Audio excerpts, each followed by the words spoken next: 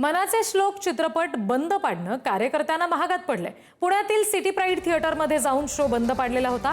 अलंकार पोलीस ठाण्यामध्ये आता उज्ज्वला गौड यांच्या विरोधात गुन्हा दाखल झालाय। सरकारी कामात अडथळा आणणं आणि त्यासोबत गोंधळ घातल्याप्रकरणी गुन्हा दाखल झालाय। मनाचे श्लोक या नावाला हिंदू संघटनांकडून विरोध होता। समर्थ रामदास स्वामी यांच्या श्लोकांचा अवमान झाल्याचा आरोप या दरम्यान केला गेला। आणखी तपशील घेऊयात प्रतिनिधी बालाजी पोद्दार यांच्याकडून। बालाजी,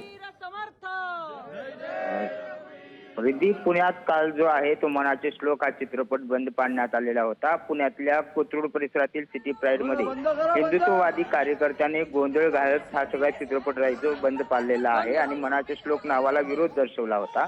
त्यानंतर या सगळ्या कार्यकर्त्याविरुद्ध आणि उज्ज्वला गौड ज्या या सगळ्या आंदोलनाचं नेतृत्व करत होत्या त्यांच्या विरोधामध्ये आता अलंकार पोलीस स्टेशन मध्ये सरकारी कामात अडथळा आणणे या कलमाखाली जो आहे तो गुन्हा दाखल करण्यात आलेला आहे।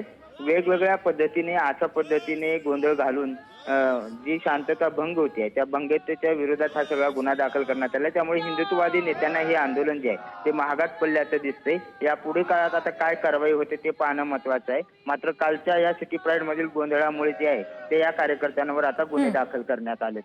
धन्यवाद बालाजी सगळ्या तपशिलांसाठी। बंद करायला